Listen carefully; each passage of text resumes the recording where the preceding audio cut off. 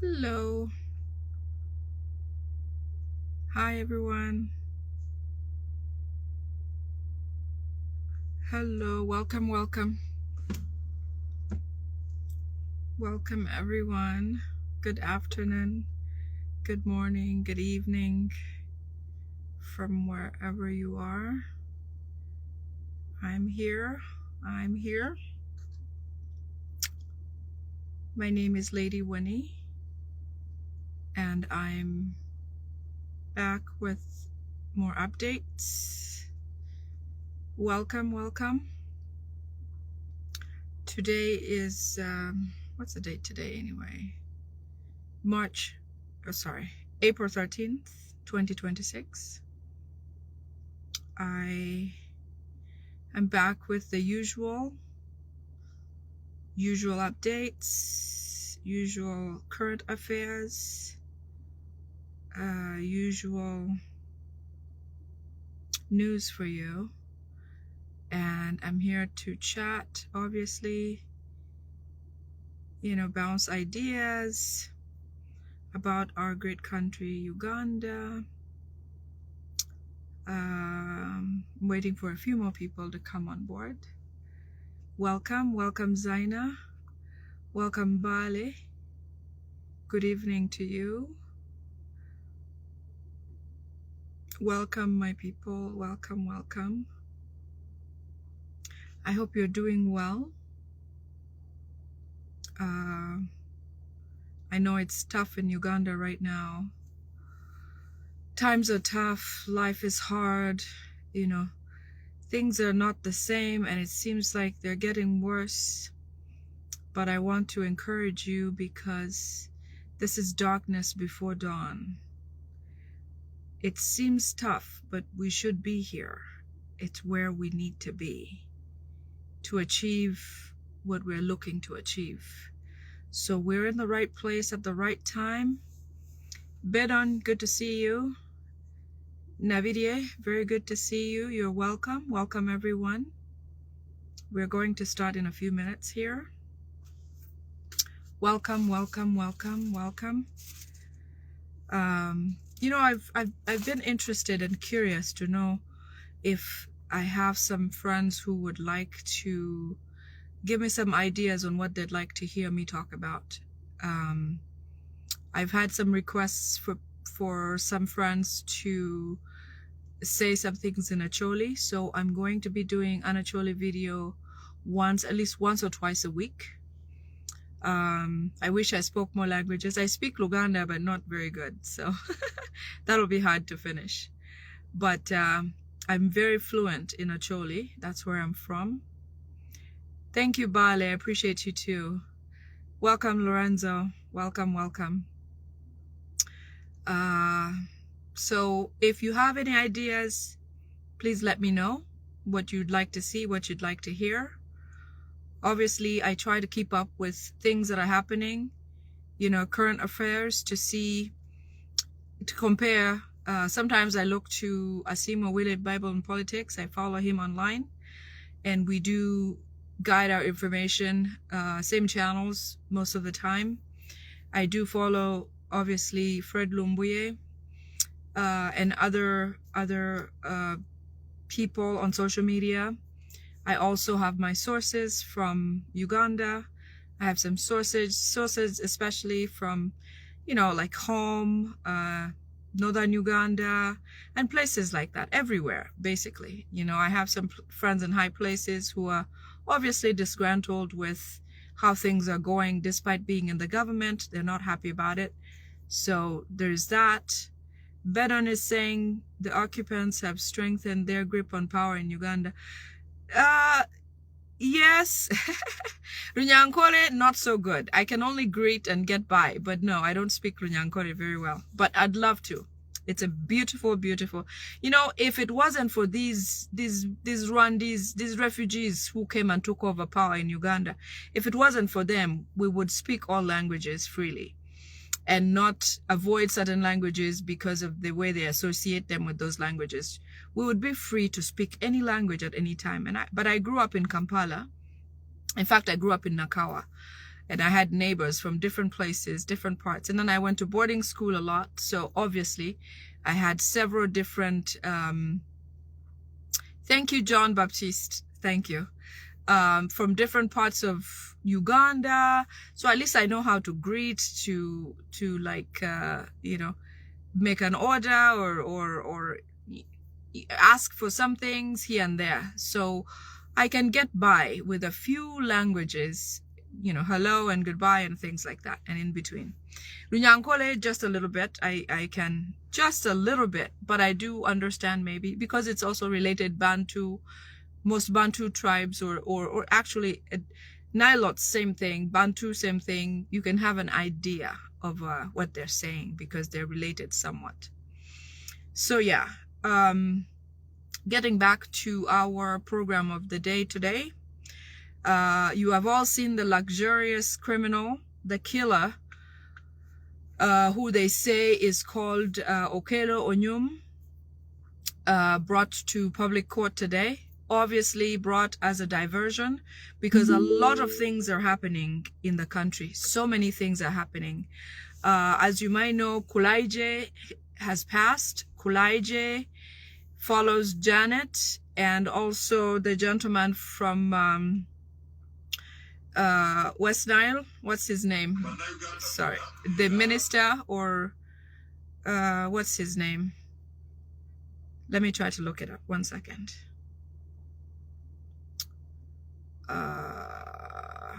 Moses Ali. Moses Ali is also gone. He's passed. During this time, while they're in Changkwanzi and, you know, everything else going through, the mafia actions going on, they're trying to make sure that we don't focus on what's important. And obviously they're ashamed to share things like that now. They're afraid to share their losses because it is a celebration from our side. Jacinta, yes. Moses Ali. Moses Ali is gone. Kulaije is gone. Obviously Janet Museveni is gone, but they're trying not to talk about Janet Museveni. In fact, it's a crime to even mention Janet Museveni's demise in Uganda. But they've, as I talked in a few videos back, they don't want to pronounce her. They're really trying to get through the swearing in ceremony, which we don't know if Museveni will be physically able to be there. It's likely that they'll do it via Zoom because he's incapable. The pictures that you see and the videos that you see are all doctored videos, and some of them may not even be him physically in there, but they can dress someone up to look like or pose as or try to appear like Museveni, which is likely something they could do on the swearing in ceremony if a physical body comes as Museveni to the event to swear in. If we get there, it is likely not going to be him. It is likely to be somebody who can pose as him, because as you've seen in the photos and videos, when you put them in AI, they have told you, a lot of them have come up with, you know, the results of when the video was taken, when it was recorded, when Museveni last spoke, when Museveni was last in the public eye, especially the ones coming out of Changkwanzi. People at Changkwanzi don't have their cell phones because they were taken away. So therefore they can control the media and produce only certain photos that they like, with different postures or different appearances. But as you can see, Museveni has appeared in all different phases, from looking sickly, looking old, and looking much younger. All of them are not real. None of them is the actual physical human being of Museveni being at Changkwanzi. They will come and tell you, the ones, if you have any family members or friends who are attending the event, they will come out and tell you that they did not set eyes on him because he's recovering or he's very ill, and cannot make it to Changkwanzi. So moving on, so the luxurious criminal was brought to court today, to public court. As you've heard, he testified not guilty, or he was asked how he pleads, and he pleads not guilty. Now, just the plea alone sets aside the fact that this person is possibly different than the person who was at the scene. Because as we saw in the pictures, the person who was at the scene and his side view looked quite different than this picture of the guy being paraded. It is possible that this guy was already in prison or in whatever. This guy was already somehow in the books of performing certain crimes in the past. But the person who came and committed that act of killing those children was a different person, somewhat of an expert, because how much time did it take for somebody to accomplish something like that? It was a short while. He knew what to do. He knew what to say. He knew what to do to get those kids, you know, to lose their breath and all that stuff. So to me, it appears that that gentleman that came to perform that atrocity is not the same human being here. Looking at his hair, we talked about his hair being much, much more than the gentleman at the scene, and in a difference of 4 days. There is no African who grows hair like that and kaweke of that sort to catch up to that extent. He's there at is brought to court today. He doesn't have any handcuffs. Even in the United States, when you've watched a movie of a criminal of such sorts who was killed, at least visibly caught killing somebody, you know, or even a suspect with very clear, even let's say we don't have very clear evidence that this person actually did it, but as long as they're in custody.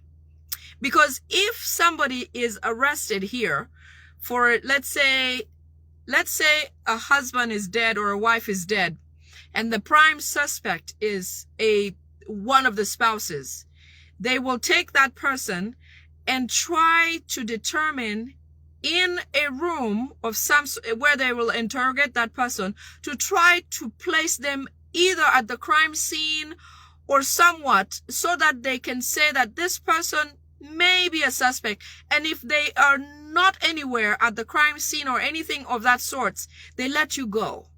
If you don't have any signs of having committed this crime, they let you go within a few hours.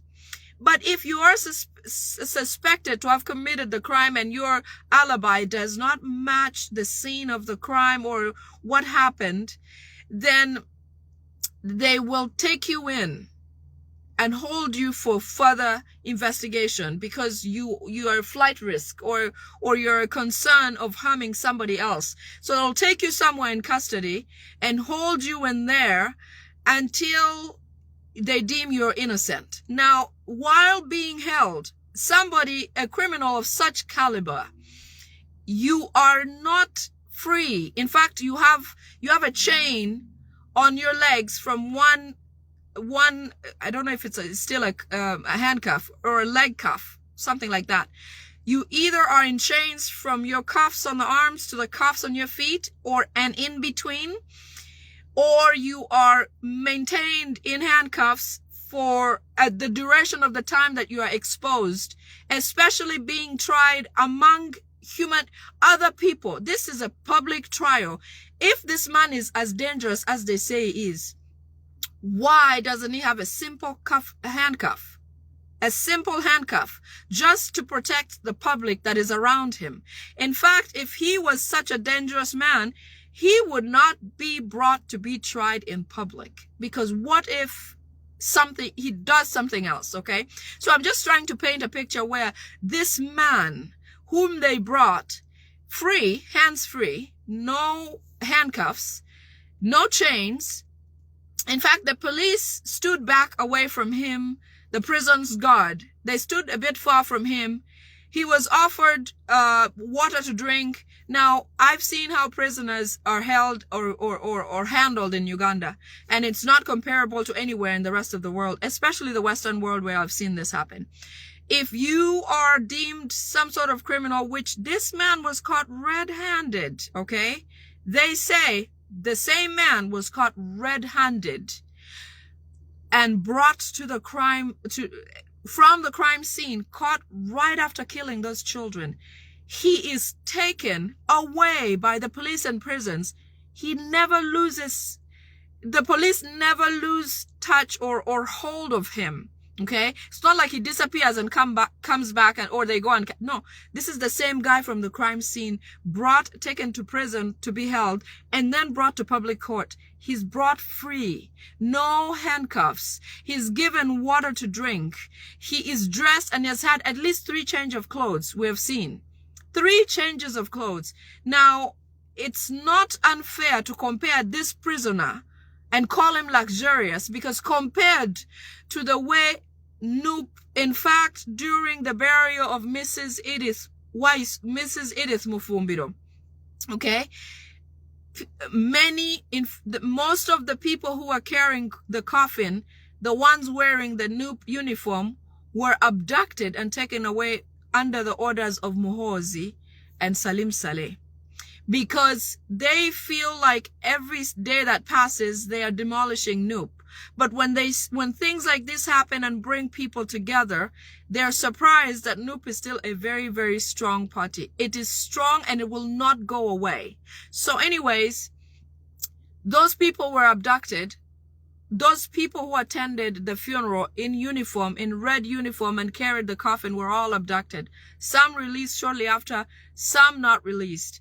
Another person that I understand is in grave torture is the lady who is, her nickname is Blue Tick.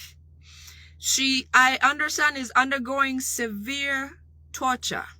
Now, this is someone who nobody has caught committing any crime, compared to this Onyum person that they're talking about, who killed 4 children. Miss Blue Tick has done nothing of any sorts. But watch for the day they'll bring her to court. She will have almost no life in her. Same thing compared to Eddie Mutwe, Achileo Chivumbi. The same things, the same look. Everyone that's taken away. The gentleman who is the book writer who was once imprisoned in Congo and then brought back and now is still in detention with under Muhoozi. You know, he's in the fridge, mentioned by the Kenyan brothers. You know, all of that compared to what this guy is going through, really, this guy is not a criminal, and in fact, these people committed the crime. Muhoozi, Salim Saleh, and the whole mafia crew are the ones who killed those children. Muhoozi seems to be trying hard to get into Ugandans' hearts, but clearly, to show you that these people are not brilliant at all, if he thinks by getting one of his M23 guys to come and kill those children and pin it on this guy and try him publicly will get him into Ugandans' hearts. First of all, we have lost human beings. We've lost children. That's very painful. Secondly, the way they're handling this man, it pains everyone's heart. It's an insult to every Ugandan. In fact, all of us should be insulted by how this prisoner, the so-called killer of the 4 children, is getting a slap on the wrist. This is not compared to how any other prisoners are handled. Mwanga Chivumbi the other day was brought to court. Even if they come in and go, Alex Waiswa Mfumbiro, Olivia Lutaya, you know, they come in with handcuffs. They are bundled. In fact, one person, there's always one person and another person together. I remember when Sanya was still in the military detention. Every time they brought them, they were attached to one other person. You know, this guy came free. He was escorted freely. He walked freely. He's wearing shoes. He's wearing all his clothes. He has a jacket on him. You know, I don't care if it's raining outside. Come with whatever you've got.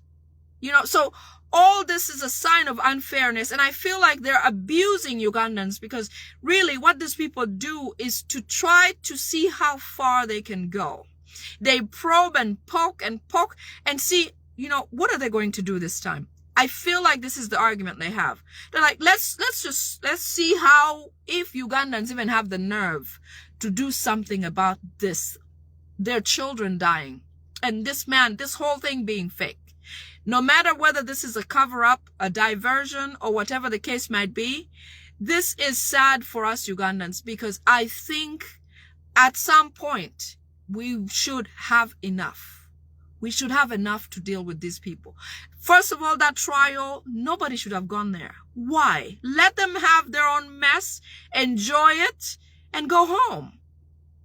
What we need to struggle for is to get our people out, and we must gain the strength to come up and do something about this. This is an insult. This that they're doing with this so-called Onyum killer person is an insult to Ugandans. They are poking you to see how much or what you can. So what? You know, let's do this and so what? They're not going to do anything. It is only going to get worse. We must figure out a way to cut these people short with their own games. Don't attend this nonsensical courts or whatever they're trying to do. Don't. Let's stay focused and push for what we want. We want our win, and we want our president where he should be. Everything else is none of our business. They can die in their own film. Let's focus on legislations that they're trying to put in place, because everything else, while we worry about this nonsense, about this court, this guy and all of that, they're taking our land. You know, new proposed laws are coming up where they have to demolish buildings. They have to do all these things.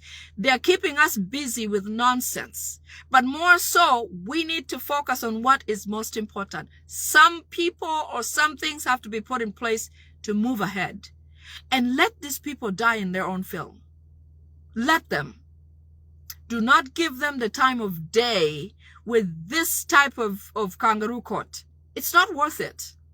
Anyway, let's move on to the next thing on what we need to talk about today. I just learned that IU University is going to be closed for 3 weeks. It's closed. Yes, Grace, that is true. Everything that we're going through is happening at the right time. You know, I listened to Pastor the other day, and he said one of the things that happened during the Bible days, Jesus' time. Had Jesus not been killed, he wouldn't have reached his destination. Okay? There is not a single struggle where the oppressors remained oppressors permanently. Somehow when a struggle comes up, it means the oppressed have come to a point where they must shine or they must rise. Everything in the Bible supports it. Life today supports it. You know, people went through slavery, all kinds of suppression. Apartheid, for example. We never thought apartheid would ever come to an end. You know, enslaving of the black people in South Africa, that happened, and it came to an end. Slavery, where a lot of Africans were exported out to the Western world to come and work as slaves, we thought, oh my goodness, that will not come. It did come to an end. So everything has an end, and this is the end of these Bachwezi people, the Tutsi people. This is the end of those people in Uganda. And no matter what they do, because first of all, their main brain is declining. That is one of the gifts we have in this struggle, is that Museveni can no longer perform as he used to be. And then he has this spoiled brat coming to run like a goat without its head on, because he doesn't know how this thing comes about. Have you ever been given something of value that you didn't have to work for? You know, have you ever handed money to somebody who you thought, my goodness, let me help this person out. Maybe let me give them cash so they can start a business or start something. Because they did not work to build the business up from scratch with all of their blood and sweat, they will not value that money. I say that because I'm in business myself. I run operations here. I built my business from ground up. I know how much sweat I put in. I know how much I need to do to keep things running well. But I have attempted to help some people somehow to get them on a similar level. But when you do hand something to someone, they don't value it. In fact, they hope you continue to chip in. But more so, because you didn't put in your blood and sweat, you don't know the value, and you don't know how much to put in where, which angle to keep things tied in. That is the issue, the thing that we have as a gift for Ugandans today. Okay? Museveni worked really hard to build the Uganda that he thought would be his forever. He raised his son, handed him everything, I think he had a whole G.I. Joe jungle or whatever, and he thought that was the military. Okay? He has never actually been out to the real Ugandan military training. He went to, I understand the son of Bukenya took all of his exams. Andrew Mwenda took all his exams. He doesn't have the mind to attach to the circumstances that are going on to try to make things as his father did.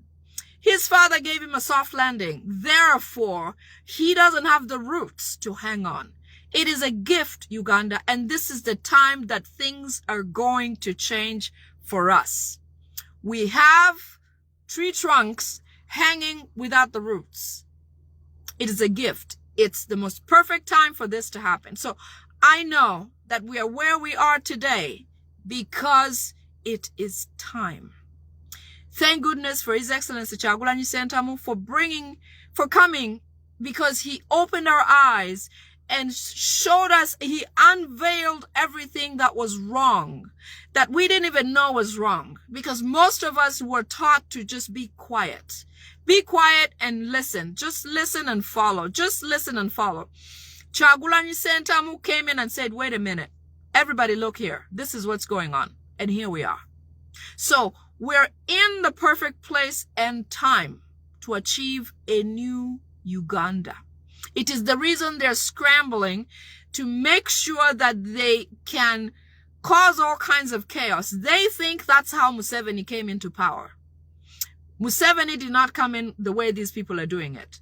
So because they're running wild, without a plan, without strategy, it is all getting worse. Everything they put their hands on, everything they propose or decide ends up burning them. Everything. So despite the fact that it hurts us sometimes, let us keep the faith, because we are right where it should be. We are right where it should be. Every experience that has a great return, it takes blood and sweat. Now, it's sad that certain things are happening the way they are. People are being hurt and all these things, but it is part of the struggle. You know, we hope, and I know in the president's hopes is that no more blood is lost. I understand that, and I hope that doesn't happen. But the way they're doing it, they're causing bloodshed on our end, and we're not returning that to them. But in return, without them knowing or with knowledge of, even they are dying like flies. Kulaije, who has ordered all manner of assaults, he was one of the people that worked really hard in the court-martial or the military court-martial. Where is he today? Kulaije's child with Kulaije's last name will never even be an LC1 in a community. Never. His children are doomed, and his great-great-children are doomed. There is nobody from his lineage will again rise up and be something because of who he is, because of what he has done now. And naturally, I believe in karma. I honestly believe if you do something to somebody to hurt them, it will come to you, and upon your descendants. Anybody else after you could likely go through the same thing or be faced with the same thing. So as much as they're doing what they are doing, okay, I want us to keep the faith, because there wouldn't be another way for us to achieve our victory. There's no other way. There is no soft landing to achieve what we are achieving, because it's big. And anything, you know, they say to achieve anything, you need equal or greater energy to get there. So whatever we're putting in now, because the achievement is huge, we must put in a lot of effort. So we have kept the faith. You know, I was so impressed to see how many people, how much Noop came together to stand in for Mrs. Alex Waiswa Mufumbiro. May she rest in peace. May she rest in peace. Honestly, people power is in our hearts, and they can't beat it out of us. They can't torture it out of us. So, Madam Blue Tick, wherever you are, I know that it's painful. I know. but I hope you make it through. And when you do, I hope we'll be a few steps closer. I really do. And everyone else who is in torture, in jail, in prison, suffering, or anything like that, I know you are paying the price. I know. And that is why we will not stop what we're doing. We really won't stop. I can't stop what I'm doing, no matter what they say. I understand Iso boss, who is called, I think his name is Ochwet. He lives in London. He's a Langi by origin. I understand he has said that he's going to be looking for me. He's trying to find a way to come and attack me or hurt me. You know, I've already shared this where it needs to go. This is not Uganda, first of all. So bear thee whatever you think you can do, but it's another country with different rules, a different set of rules, and a different way things happen. You will get caught. In fact, we've reported you to the FBI and everybody. So you may want to watch your back before we watch our backs about you. Okay? This is not Uganda's playing field. Yeah. So anyways, let's move on. So speaking of the land bill, as you've heard, Museveni's family want to take over all the land in Uganda. All land titles have officially been cancelled.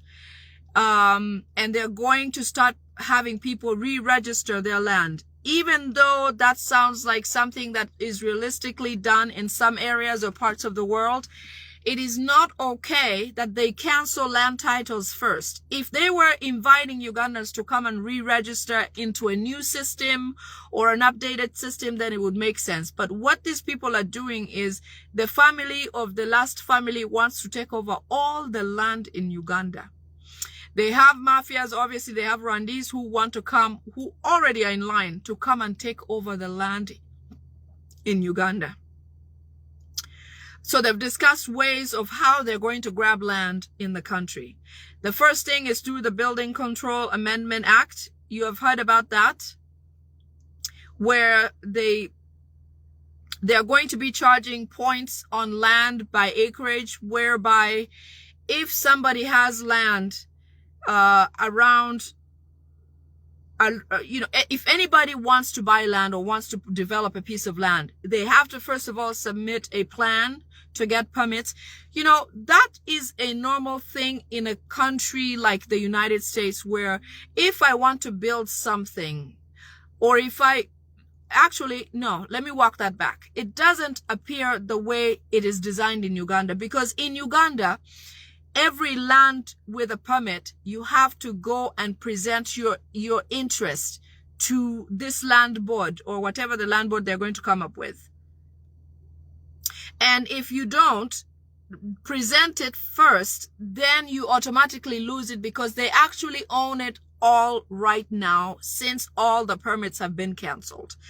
But they're going to be enforcing very strict rules on people who do not go and register their land. So let's say I have land somewhere and I don't want to use it right now. Maybe I can't afford it, whatever the case might be.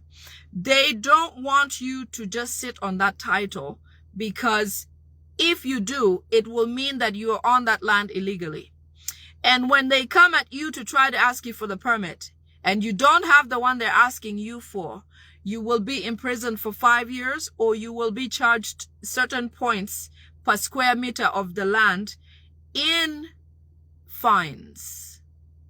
So this is a way of saying, if I have my father's land and I don't have any money to build or do anything with it, and I don't register it or re-register it with them, they will fine me for not doing that, because according to them, they want money from my registration, and maybe even take it over, because they now want to know who has land which they can't develop, they can't do anything with, so they can take it officially.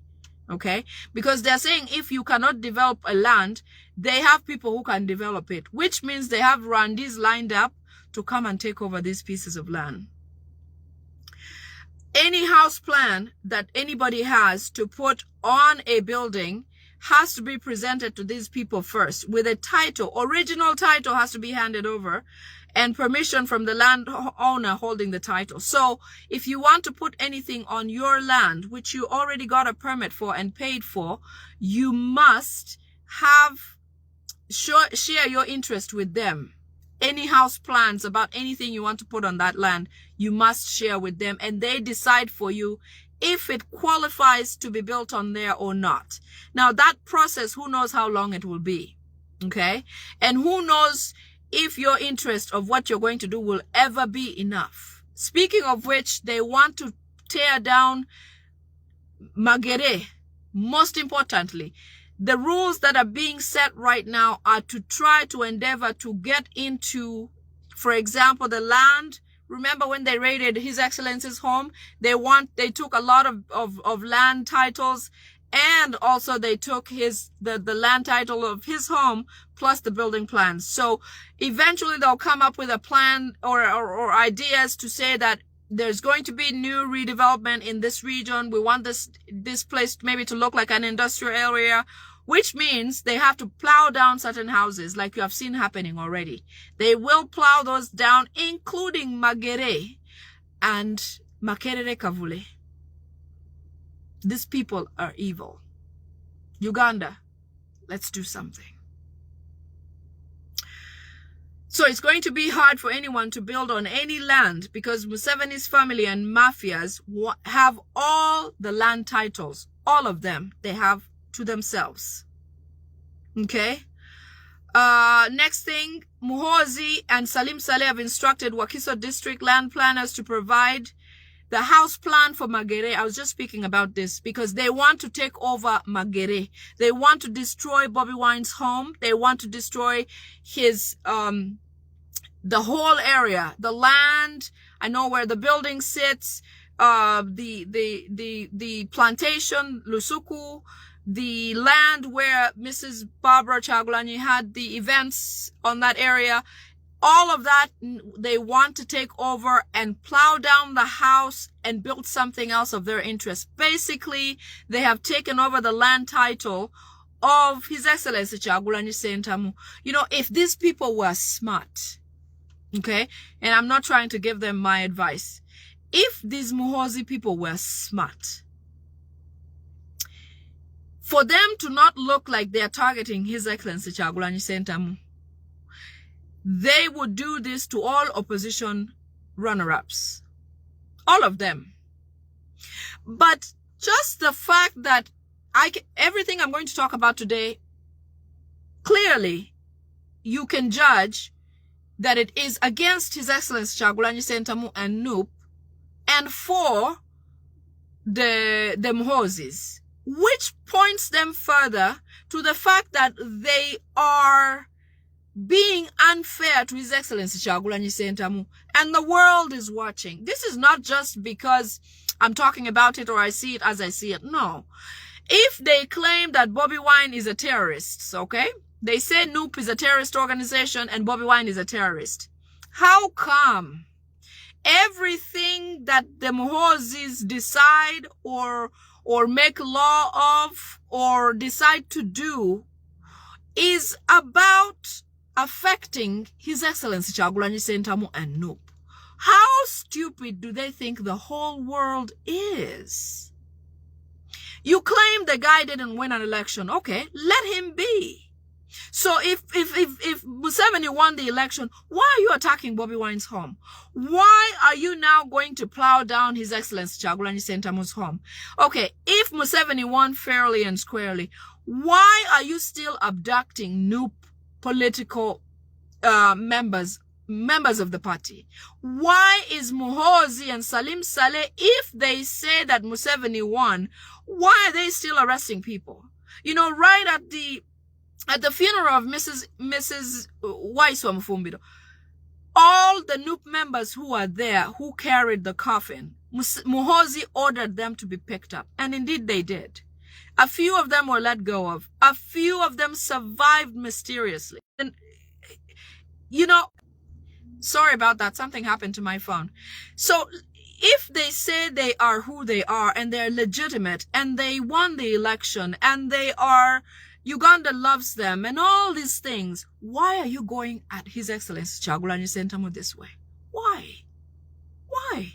And you're not attacking any other political runner. Nobody's harassing Mugisha Muntu. Nobody's harassing Nandala Mafwabi. Nobody's harassing anyone else. But His Excellency, why is it Noop that is Muhoozi's problem? Why?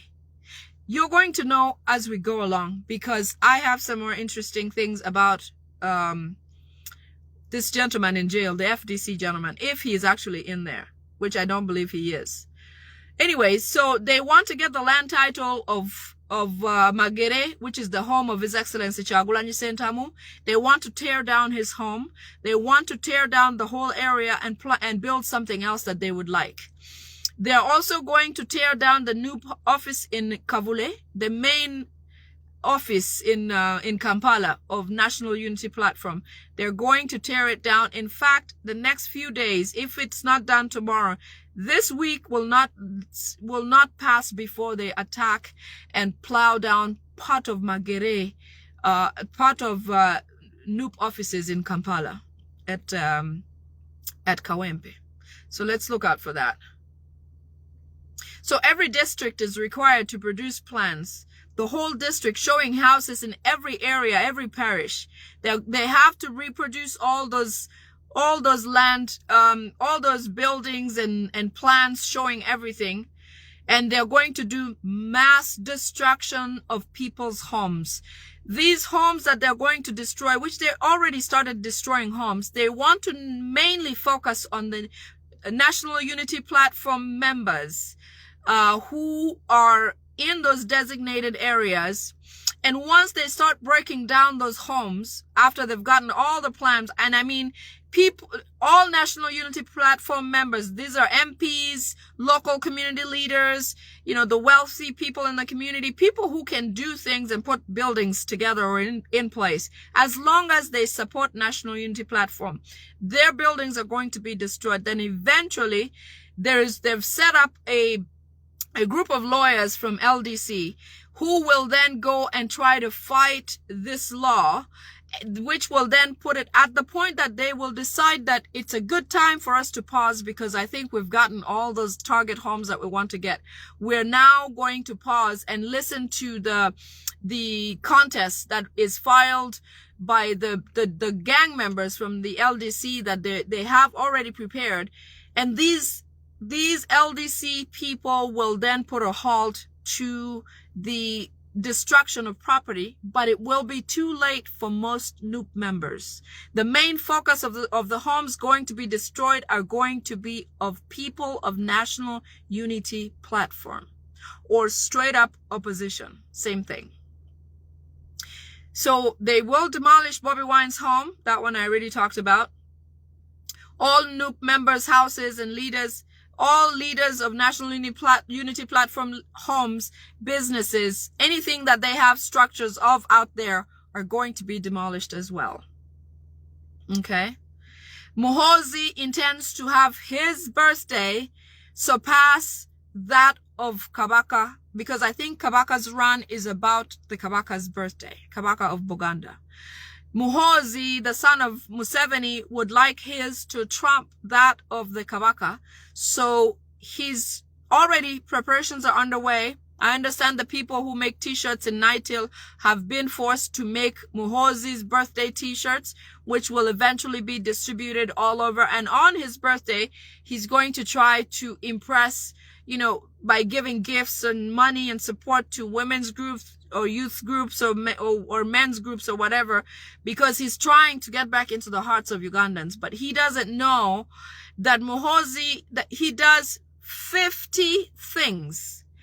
49 of them are harmful to people. Only one may be good, but it's easily forgotten. Imagine a child that's beaten so much, abused, being given cake. That's how Muhoozi treats Uganda. It doesn't matter that one thing he does, because he has done 49 other damaging things. How can he expect us to be happy with him ever when some of these women in these groups have lost a child? Some of them have their child abducted they've never seen. Many, many, many youth have been abducted by Muhoozi, by his orders, SFC orders. Some are in torture chambers, some were killed. Okay, there is that place that I showed you on along Entebbe express highway.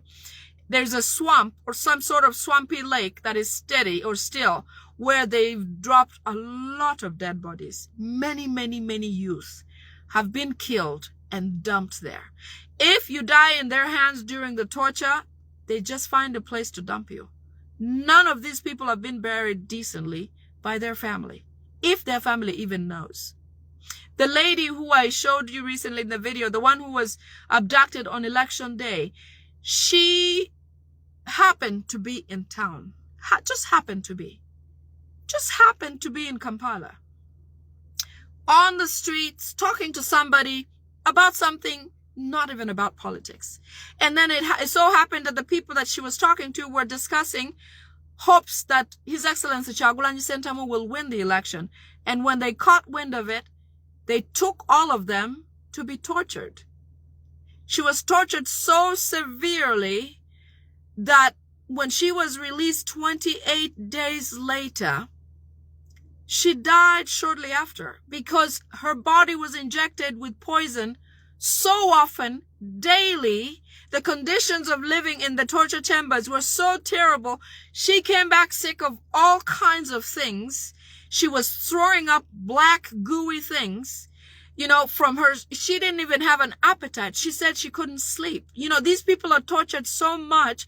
I'm surprised they can relate or talk to somebody calmly, because it is grievous. Whatever they go through is so gruesome that you would think they would relive it every second. But somehow they're able to come off of it and try to get into a normal life. But even then, their body is so sick that they can't live any longer. So she ended up dying recently. That makes me so upset, because look at this luxurious criminal who killed 4 children of kindergarten age, 2, 3, maybe 4 years old at most. He's being treated with such luxury. He was even thirsty at the podium. They gave him water. Who cares if you're thirsty after killing those children? This woman who was abducted and tortured and died did nothing. She just happened to be in town. She was just passing by on election day. And they picked her up just like that. Is it crazy or what? No matter what Muhoozi does, he will never get in the hearts of Ugandans. I don't know why they can't tell him this enough. Muhoozi will never be liked by Ugandans. He will never be loved by Ugandans. Because of the things he does and continues to do. Because of where he comes from. Because of who made him. He thinks he's an exception. No, he's a product of his father, and he's no different. If anything, he's worse, because he doesn't even know what his roots are. He doesn't know how his father became to be, because he was handed everything on a silver platter.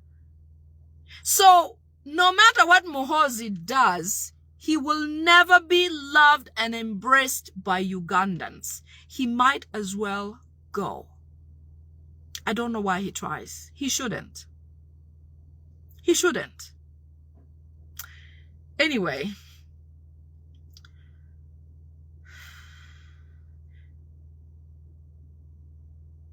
we must, all these birthday things that are coming up, please don't go to them. I don't care what Muhoozi is offering on those birthdays. Even if he's going to have 54 parties in 54 different cities or districts or whatever, don't go to Muhoozi's anything. I think maybe he'll learn a lesson. Muhoozi cannot beat you into loving him. Don't go.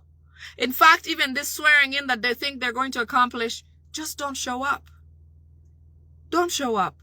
Because anytime you show up, it's going to end up into some sort of torture or some sort of abuse. Maybe they'll feed you something that's poisonous. This guy doesn't wish any Ugandan well. He doesn't want anything for us to be happy about.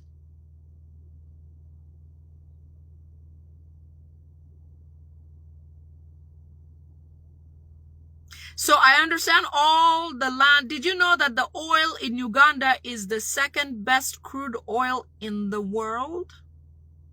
In fact, the oil that is in Bunyoro area is too thick to transport because it's so crude and heavy.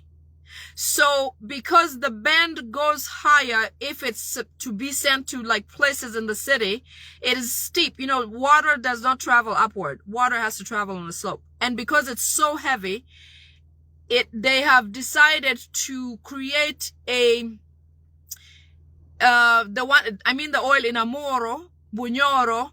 They're trying to find a way to get it out of Uganda, but they really cannot quickly and swiftly do that because the oil is very thick and valuable. So what have they done with this value of Uganda? Because all mineral rights, all oils, all minerals underground, the government has created memorandums of understandings with countries like China, Japan. They have deals where they coexist somehow. So it is no wonder under Karuma, there is a huge tunnel from Karuma Falls. You know, when they were saying they're building the road to Karuma, they were building a tunnel heading into Sudan. There's a tunnel where life goes on around Karuma from that port where the falls is all the way into Sudan. That's how they plan on taking some oil from Sudan into Uganda and then transporting other things through back and forth, and including the oil. They're using tunnels like that. That's why you will never know, you'll never hear about the value of oil, where it's going, how much it makes for the economy, or how much it brings for Uganda, because they have shared the titles or ownerships of crude oil amongst themselves. They sell that crude oil to those countries and keep the money for themselves. Even Parliament doesn't know how much oil Uganda has. Parliament does not know. Crude oil of Uganda is the second best in the world. Second best. But the citizens of Uganda get zero benefits. The Parliament of Uganda does not even have a law pertaining to this crude oil and its whereabouts. Nobody in Parliament will discuss what the benefits of that oil is, how much the country makes of it, and all of that. The owners of crude oil in Uganda is Kagame of Rwanda. Can you believe it? The owners of Uganda's crude oil, when the oil is sold, the beneficiaries of crude oil from Uganda are Kagame of Rwanda, Salim Saleh, Amama Mbabazi, Besigye. The same Besigye, who they claim is in prison, is the owner or part owner of Uganda's crude oil, and part of the sales goes in his pocket. Besigye of FDC. I know that people are very iffy about Besigye, and every time I mention Besigye, they cringe. Some people support him seriously. But I don't see why I should support a guy who was in the bush with Museveni, who was the doctor of Museveni, who did not tell Uganda that Museveni was a Rwandese, and who never told Ugandans that Museveni was called Tibahaburwa. If Lumbuye had never come on social media, we would have never known. Besigye is one of the worst things that happened to Uganda, because Besigye was in bed with Museveni all along, trying to keep Museveni's government looking like a democracy. Besigye is the #1 enemy of Uganda. #1. I know that people love him, but I don't understand why somebody like him, Besigye, is making such profit from Uganda's oil? When was that agreement signed? When did Kagame, Salim Saleh, Amama Mbabazi, Besigye, Natasha, Sam Kutesa, and Tumwine sit together and make an MOU and say, I get 20% or I get 10% of the oil? Where does that leave Besigye's political career, and how fake it was all along? I don't believe in Besigye. I don't believe in FDC. I don't believe in Nandala Mafabi. He was definitely obviously paid by Museveni. I don't believe in Mugisha Muntu. Mugisha Muntu was the army general, army commander when the LRA war was happening in northern Uganda, where I come from, where they killed about more than half of my family. In Acholi, the army commander was General, what's his name? The one who ran in the opposition, Mugisha Muntu. How come Mugisha Muntu has never come out to give account of the Acholi LRA war? How come Museveni is comfortable with Mugisha Muntu being his opposition? And yet this is somebody he was with in the bush, who knows all the tactics and so on and so forth. Why is it that the first sons of these people who were killed are more of a scare to him than Mugisha Muntu, who was in the bush with him, who knows all of his tactics and all of his weaknesses? Mugisha Muntu ever comes to run for office and disappears. He knows he's going to win. He knows he will vote for Museveni. He knows that his political career is a hoax. So he just comes, doesn't campaign, gets PDM or whatever. He gets iPod money as an opposition, and then he disappears. Everyone else is trying to say, I lost, I won, or this, that, and he has no discussion. Mugisha Muntu doesn't care if he won. He doesn't even want to win. He's a loser. I mean, Ugandans, let's wake up. No more opposition except His Excellency Kyagulanyi Ssentamu. Clearly, there has never been an opposition like Kyagulanyi, because we have seen it. Nobody else, none of the other peasant party. What is that? The guy went and sued, and yet he was the last in queue of losses. He was the worst of the whole election. But he's the one who went and filed a suit, a dispute about the elections. What is he trying to look for? Do you see how fake these people are? The last person is supposed to lay low. The second is supposed to try to fight it. The third can partner with the second and both try to fight it and agree on maybe the second one winning and working with the second one. But the last one in the on the tier is the one who went to court and filed. Do you see how much drama that is? It doesn't make sense. So anyways, the owners of crude oil, and when the sales happen of crude oil, the funds are shared between Kagame of Rwanda, Salim Saleh, Amama Mbabazi, Chiza Besigye, Natasha, Sam Kutesa, and the late Tumwine.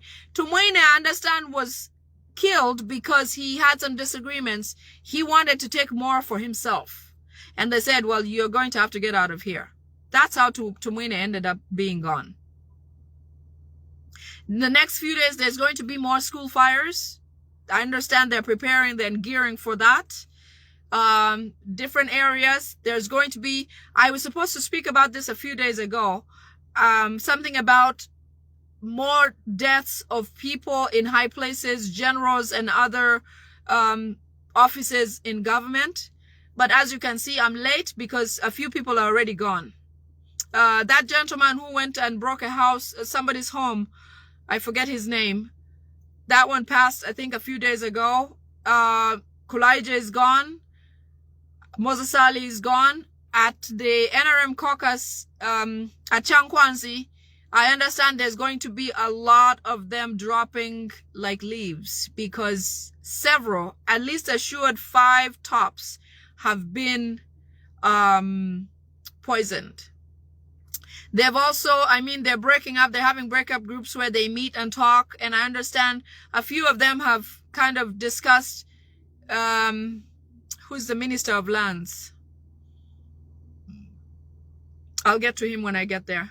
Owino Market. Muhoozi is upset because he's supposed to be building something around Owino Market, and the people building his home have said that they can't continue until Owino Market is burned and destroyed. So Owino Market anytime now, because Muhoozi wants to build right there, right where the market is.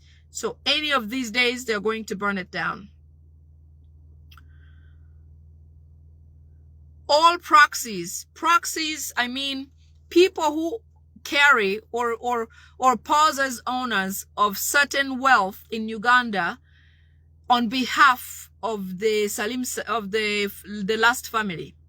So all of those proxies, they've ordered that they have to do away with them. Nabukera, I think there's a Nabukera Arcade or something like that.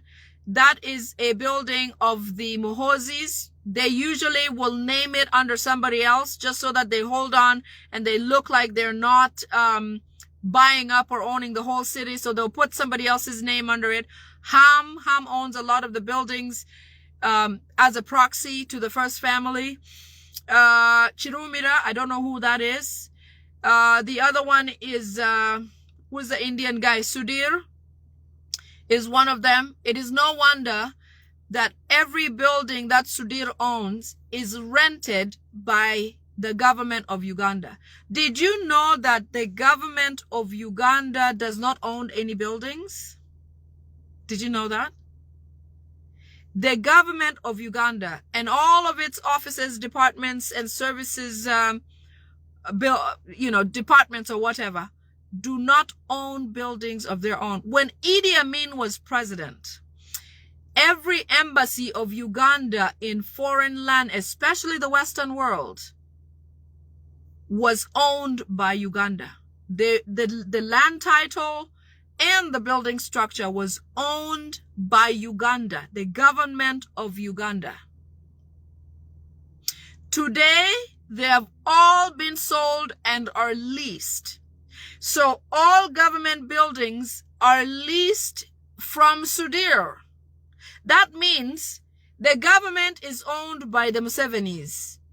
The Musevenis own everything Sudhir owns.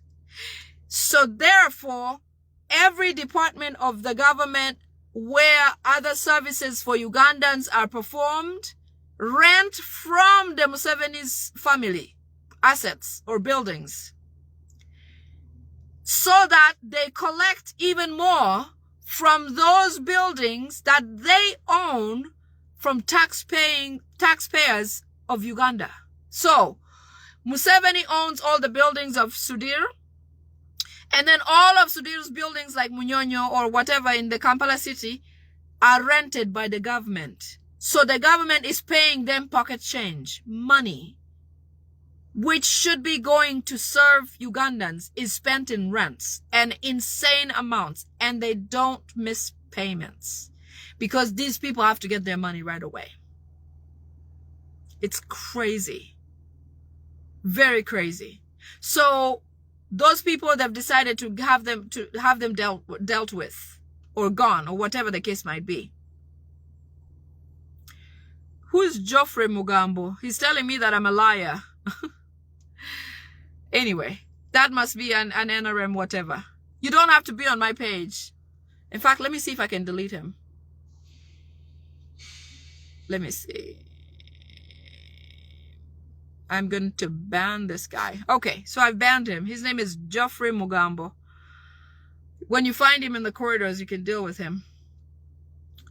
So there's a person called Pastor Chaze. Anybody know Pastor Chaze? I'm not very familiar with what he does or who he is. Apparently, Muhoozi says that they have to deal with him. They need to take care of him and deal with him. Muhoozi wants to prove to the authority that he's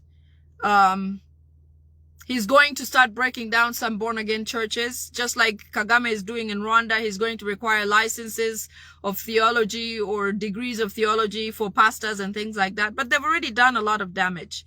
He's not going to clean up anything because people like Bujingo, they're Rwandese. All the pastors in Uganda in these fake churches where people go and cry or whatever, with all kinds of stories, all those churches are of Rwandese descent. So even if it requires a degree, It's their people. Okay? I know that when he makes rules like this, he's guiding them towards actual Ugandans. So maybe Ugandans will be banned, but their original Rwandese who are running these churches may stay. Or if not, like I said in maybe my last video or so, they want to get rid of these pastors who are older now. They want newer generational pastors now. They're tired of those old ones. Beside those old ones have a lot of information. They know a lot of dirt that the government has done, because they've sent them on missions. Like when they went to His Excellency Chagulanyi's home to meet with Mrs. Bobby, they did go with intentions and knowingly to try to figure out how to get Bobby to say certain things or to call her husband and things like that. So they've been sent as spies, and they know they've done some dirty deeds. If they're pushed to the corner, they will speak and they'll tell the truth. So it may be a way to eliminate them. It is likely and possible. Okay, so while in Changkwanzi, I understand they're having a lot of breakup meetings with different departments, you know, health department, Ministry of Health and all that. They have given accountability about a measles pandemic coming up. So in this meeting where the Ministry of Health Minister Jen Ruth Acheng and the rest of them, they have said that they have already given the measles, they've injected measles in some children in certain areas. They have released measles vigorously, and it's spreading. And this type can be, you know, I don't know if you know about measles. When somebody has measles, especially children, it's not like malaria where you catch malaria and by evening you're uneasy, your body's aching and all that. Measles is a disease that eats from the inside out. So let's say a child has measles effective today. You will not know until maybe a week and a half when their skin, it starts to show on the skin in form of small bumps. It takes a while eating the inside of you. Inside, where your organs start to fail, your organs feel queasy and weird. That's when you know that a child is sick. That's when fever comes on, not immediately. That's when you see the rash on the skin, then you know that a child is sick of something. So apparently the one they've given is the type that will only be realized after 3 weeks. Imagine 3 weeks of the measles working on the inside. And the side effects are loss of appetite, dehydration, eye pains. What their goal is, they want to make sure that these children are sicker than ever, so that they can then come out and say, it is time to mass vaccinate. And who knows what they're going to be vaccinating with. They've done HIV before. They've vaccinated people with fake vaccines before, expired vaccines, all these things. Remember, they said they don't want to have any, they want to try as much as possible to suppress population growth amongst Ugandans, indigenous Ugandans, because they want to take the country for themselves. So there's already been mass injections or infections amongst those people, the children in certain areas. I don't know where the areas are yet, but I understand they're going to try to give different infections in different regions so that every area has some sort of pandemic.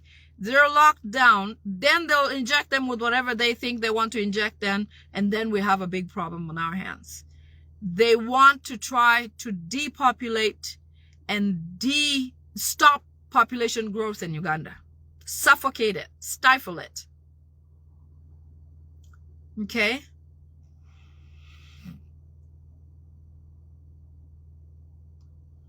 Okay, next thing here.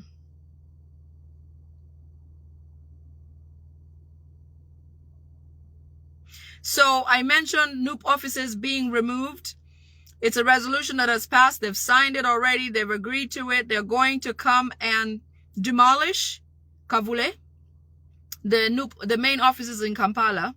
Okay. They're trying very hard to destroy food safety, food security in Uganda, because they want to be able to control the food chain all along. They expect that Ugandans, especially when they're given seeds, they're going to give you seeds that are not productive because they intend to have certain productions done in Tanzania and then the food crops sold in Uganda. So because Museveni has his new roots in Tanzania, his family, he built almost a city in Tanzania. He's very attached to Tanzania because of Julius Nyerere and so on and so forth, because Julius Nyerere was related to him. He's trying to make sure that local Ugandans, the country Uganda does not produce, because Uganda has the best soil, okay? But they want to make sure that all the seeds Ugandans get are fake seeds. The law is coming to the Ministry of Agriculture to give permission over land and over certain plants to grow or certain seeds to be grown in Uganda. Their plan is that Tanzania will be the food basket of Africa, or the East Africa. Things like rice and flour are going to be mainly grown in the areas of Tanzania. Kenya will be the source of Irish potatoes and tomato. Maize will be bought from Tanzania, or will be brought to Tanzania for processing, because when it's grown there, they'll easily process it there. Electricity produced in Uganda, 70% of that will be exported to East Africa to run factories in Tanzania, in Kenya, Rwanda, and obviously other areas like Sudan where they occupy. All pineapples and watermelon produced in Uganda are going to be sold and exported solely by Salim Saleh, nobody else. All Ugandans must be suppressed to make sure they don't have any financial stability or muscles to be able to gain again and feel stronger. They want to take over Uganda so that Ugandans do not thrive in their own country. This Chitsanja, all Rwandese women married to non-Rwandese, they should poison their spouses who are Ugandan. So designation by year, I don't know. Okay, that's a love thing. It's hard to speak about. But apparently that's what they would like to see of their Rwandese who are married to Ugandans. It is time for them to turn off that switch. From Chankwanzi. So they've been breaking up in groups. This is another breakup group where they've decided to eliminate Katumba Wamala. And some of the generals are not happy about that. They want to do Katumba Wamala like they did Lokech. Maybe one day I'll come up and speak about how General Lokech was killed. But so far, they've planned and they've signed off on having Katumba Wamala taken care of the same way the Lion of Somalia, which is Lokech, was put to his death. Museveni and Muhoozi have agreed to that. So far, 5 in Chankwanzi have been confirmed poisoned. So when we wait and see, you know, we'll know when that happens. Once they return, there's going to be increased murders around, because remember when I read you the agenda of the event in Chankwanzi, one of them includes eliminating all NUP members in the neighborhoods, people they know, and they will have protection while they do that, so they don't have to worry. They can act, and RPC or RDCs will be by their side protecting them. So yes, that's what I was talking about earlier. Okay, next thing here.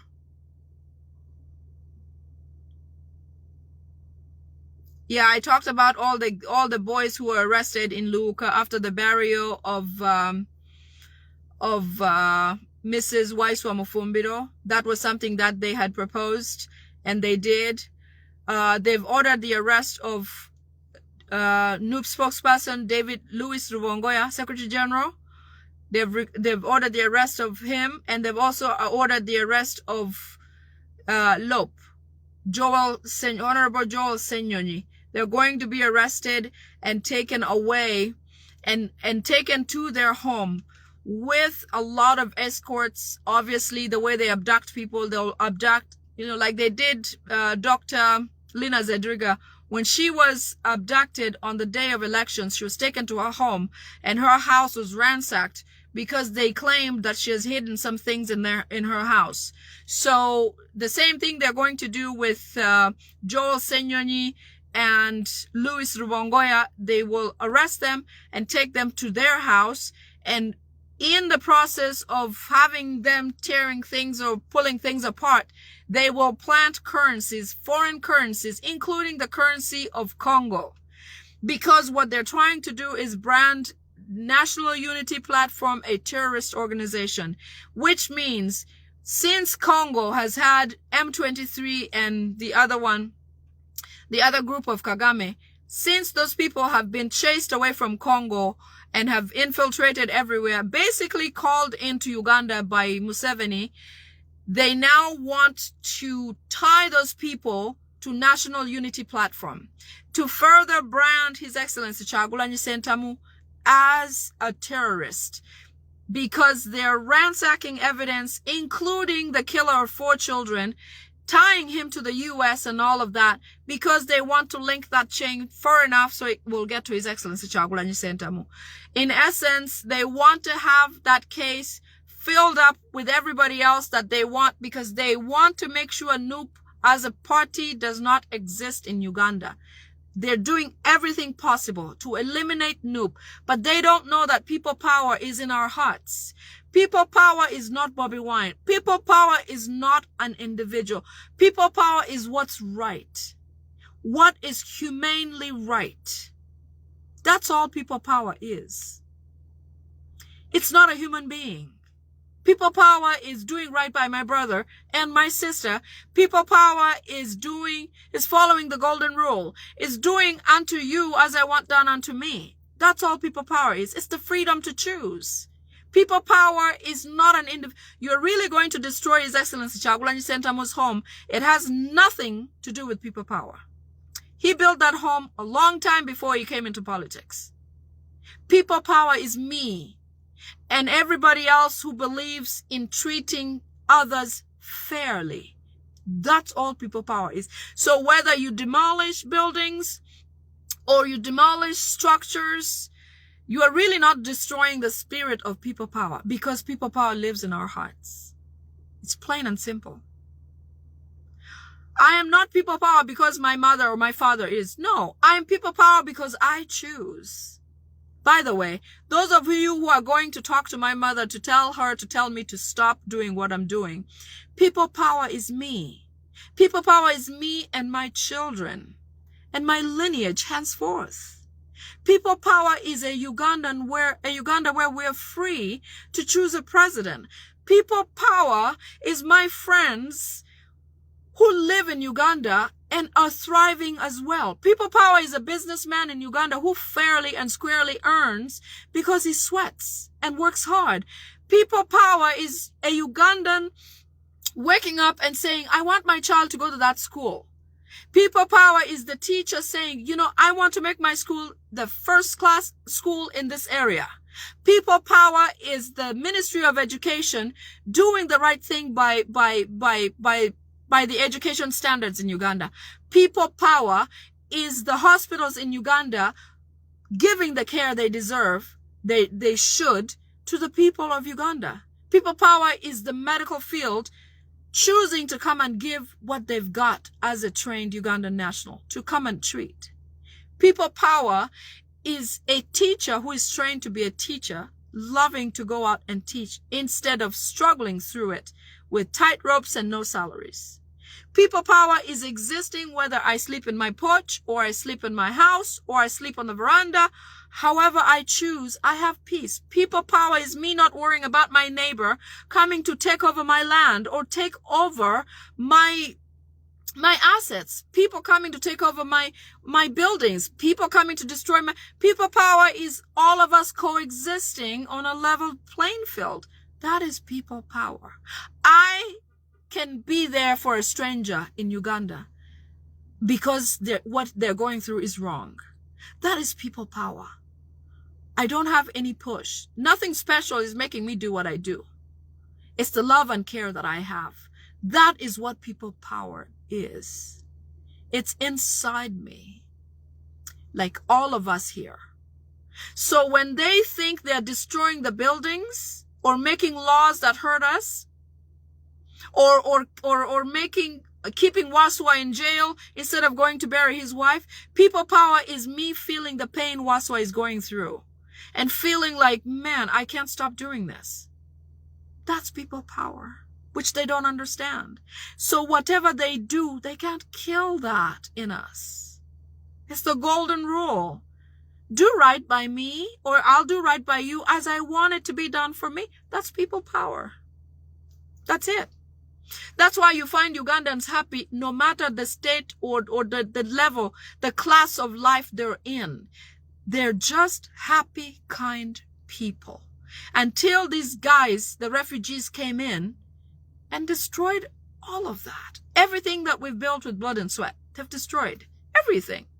And they don't care. That's people power. Somebody tell Muhoozi that it's not His Excellency Kyagulanyi Ssentamu.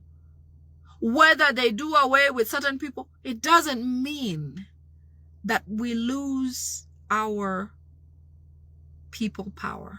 No, we don't. No.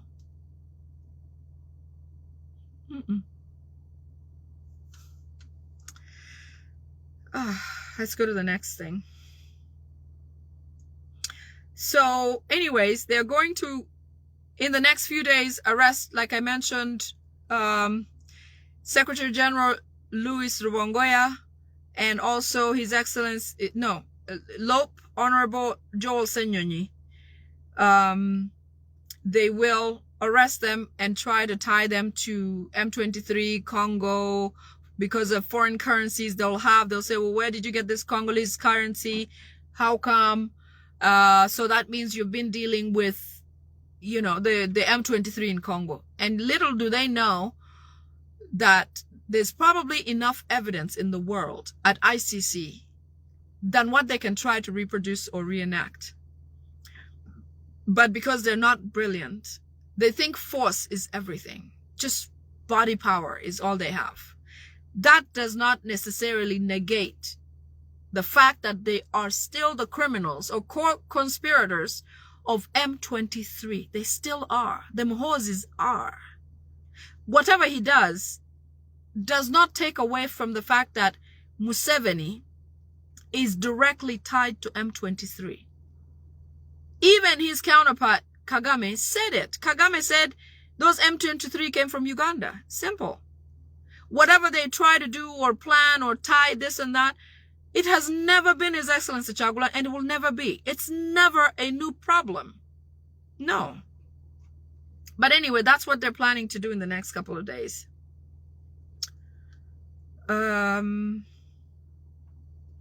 So starting next week, KCCA planners have been ordered to approve all Muhoozi and Museveni family buildings first. Remember how they have to approve all building permits? They're now walking backwards, and anything in the future has to be approved. They've ordered KCCA to approve expeditiously all of Museveni and Muhoozi's family buildings in Kampala or anywhere else, in all districts. Okay, all district planners have been requested to approve them because of the new law that binds them. Anita Among has distributed 5 million among his several MPs, incoming MPs, to try to get her elected as the next Speaker of Parliament. Obviously, Mao is still struggling with that. He thinks he should be the one to take it, but who knows? There's a reason why Mao has the guts to even try to jump at something like that. Somebody has to be pushing him. General Sejusa posted something that, Mao, supporting Mao, because he says Anita Among should not think that she's guaranteed this position because Parliament is not something about a political bedroom. You saw something like that. So I feel like Mao definitely has some big shots behind him, putting that thing in his ear that he must or should be the next Speaker of Parliament. So they're going to continue breaking people's houses. That order has passed. It must continue. So that they can secure the land, their land that they want. Especially Kavule is going to be broken down for sure. The other things coming out of the military or the public offices is that 2 high-ranking soldiers, which I think that is, I got this yesterday, but today I found the 2 people. So 2, Moses Ali and Kulaije have passed on, have died. And there's 2 other family members in Museveni's family also who are no longer with us, but they're being hidden and they're not telling the truth. There's also 2 government officials who also have gone. They have also kept those very, very secret. And I think that is it for today. I saw a video with cows, many cows dead in northern Uganda. Whoever is doing that is behind it. Kudos to you. I have no idea, obviously, but you know, this is the wealth of these people. You know, the story behind Chaligonza, when they first came as refugees, there's a reason why the rest of Uganda does not have any more cattle, because when they came as refugees, the first things they did was to ransack cattle from every area. We had in my village lots and lots of cattle. They came, each one said, I'm picking this region, I'm picking this region. There was stories about Karamojongs trying to take cattle, but it was never that. It was these Rwandese people who came in because they're herdsmen, because they're used to herding and living the Maasai type life. They came in and ransacked a whole lot of the cattle in the different regions and took them to wherever they considered their new settlements. Some of them, in fact, they say that in Teso, Chaligonza was the one who raided Teso and took most of their cattle. And he did that. In fact, the incident of the buses, the trains that were burned with people inside was in fact, something that he perpetrated. Chaligonza. He lost his son recently. The story about that son is quite complicated too. Chaligonza's son was not supposed to win that election. But in all efforts, this is what they do for their children. This is why I'm telling you that Muhoozi, being who he is, he's like a tree without roots. Because he was handed everything so easily, so simply, he doesn't know how to handle it and how to sustain it. I'll give it to Museveni that he was a brilliant man. He did everything, whatever he planned, somehow he achieved all of that. But Chaligonza's son, the one who passed recently, did not even have a constituency to stand in. But because they're so big-headed, they decided to demarcate a region for him to run. And when there was any opposition, they were stopped immediately. There was no opposition where his son ran. He did not even campaign. He literally just imposed his son on the people of that region. Well, as fate would have it, look at we now.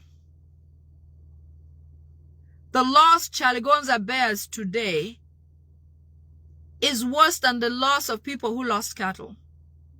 Is worse than the loss of his political opponent. You know, when they do things like this, they don't care about the end result. What about if things tipped and it was the other way facing the other way? What would that mean for anyone? They live like they have tomorrow guaranteed, but they don't.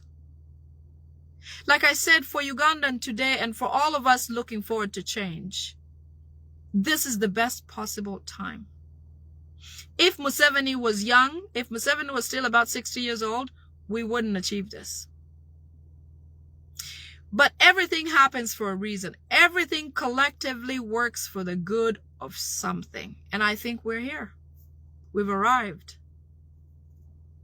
We have arrived. We're here. We have a great leader. Museveni is exposed. His son exposes himself. He doesn't even need help. Muhoozi doesn't need help to look bad. He just does. If he doesn't tweet, he acts. His actions are worse than his actions are worse than his thoughts. I don't think he thinks things through. So if anything, if there's a writing on the wall, a poet will tell you, if there's a writing on the wall, the reading on the wall is that it is time. We're ready. This is it. This is it. We're going to achieve this. Okay? Let's keep hope alive. We're all here. People power, our power. I love you all. Thank you. Have a good evening, good day, good night, good morning. I love you all so much. We love Uganda. Take care.